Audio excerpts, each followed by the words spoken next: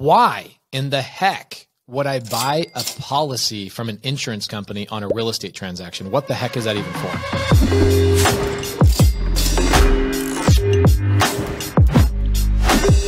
I'm closing on this deal. A mobile notary is coming to my house today. I'm going to go through those documents, all that kind of stuff. Why in the heck would I buy a policy from an insurance company on a real estate transaction? What the heck is that even for?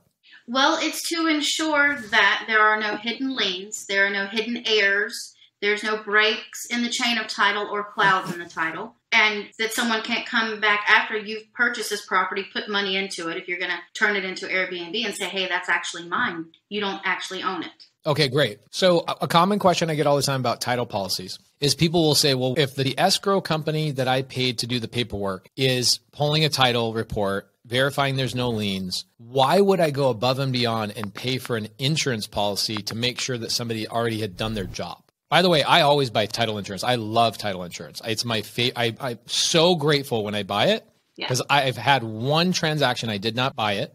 And you can guess that's the one transaction in my life that went wrong. Well, the short answer is it's a one-time fee. It's not something you have to pay annually. It follows you for as long as you own the property, and it covers you for as long as you own the property. It covers you up to your purchase price amount. In all honesty, if you're closing with a title insurance company, we can't close you unless you get title insurance. Yes. So your other option is to close with an attorney, and chances are that attorney is going to charge you more in closing fees and junk fees than you would have paid for the title insurance anyway.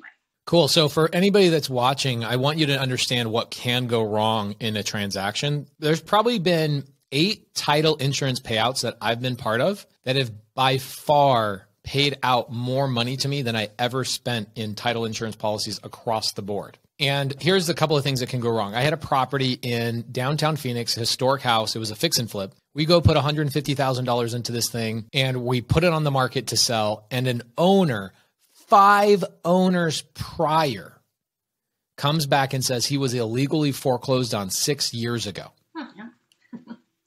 Okay. And I'm like, whatever, dude. Like, we're good.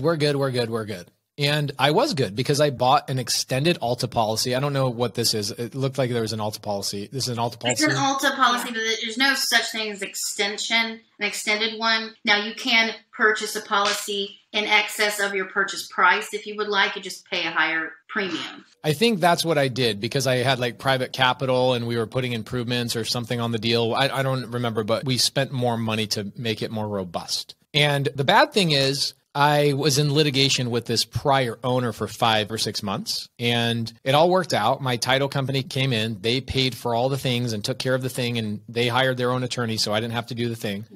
And it saved my butt. Yeah. It was great.